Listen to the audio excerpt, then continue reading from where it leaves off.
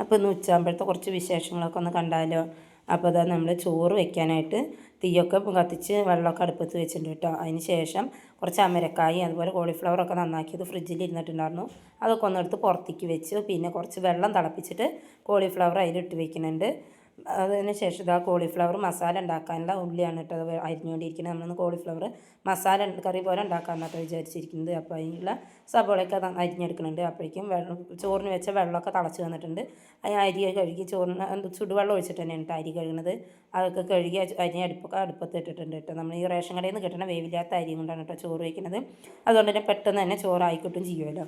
അപ്പോൾ ചോറിന് അരി അടുപ്പത്തിട്ടിട്ട് പിന്നെ അമരക്കായ് ഉപ്പേരി വയ്ക്കാനാണ് കേട്ടോ നോക്കുന്നത്. കടുകൊക്കെ പൊട്ടിച്ച് സബോളയൊക്കെ ഒന്ന് മൂപ്പിച്ചെടുത്തിട്ട് കുറച്ച് മുളക് പൊടിയും കൂടി ഇട്ടിട്ട് നമ്മുടെ അമരക്കായ് അയക്കി കൊട്ടി കൊടുക്കുന്നുണ്ട് കേട്ടോ. നന്നായി മിക്സ് ചെയ്തിട്ട് പിന്നെ അടച്ച് വെക്കുന്നുണ്ട് വേവിക്കാനായിട്ട്. അപ്പോഴേക്കും നമ്മുടെ ചോറൊക്കെ വെന്ത് വന്നിട്ടുണ്ടായിരുന്നു. അപ്പോൾ ചോറൊക്കെ വാർത്തിട്ട് പിന്നെ കോളിഫ്ലവർ മസാലക്കറിയാണ് ഉണ്ടാക്കുന്നത്. അപ്പോൾ അതിനായിട്ട് ചട്ടിയൊക്കെ അടുപ്പത്ത് വെച്ചിട്ട് ഉള്ളിയും പച്ചമുളകൊക്കെ കൊട്ടി കൊടുക്കുന്നുണ്ട് കേട്ടോ. അതൊക്കെ ഒന്ന് നന്നായി വഴറ്റിയെടുത്തിട്ട് പിന്നെ തക്കാളി ഇട്ട് കൊടുക്കുന്നുണ്ട്. അതിനുശേഷം നമ്മൾ മസാല പൗഡറുകളാണ് ആഡ് ചെയ്ത് കൊടുക്കുന്നത് കേട്ടോ. അതിൽ മസാല പൗഡറുകളായിട്ട് ചേർത്ത് കൊടുക്കുന്നത് മുളക് പൊടി, മഞ്ഞൾപ്പൊടി, അതുപോലെ മല്ലിപ്പൊടിയും കുറച്ച് ഗരം മസാലയാണ് കേട്ടോ. അതൊക്കെ ഇട്ട് നന്നായി ഒന്ന് വഴറ്റി മൂപ്പിച്ചെടുത്തതിന് ശേഷം കുറച്ച് വെള്ളം ഒഴിച്ചിട്ട് ഒന്ന് തിളയ്ക്കാനായിട്ട് വെച്ചിട്ടുണ്ട്.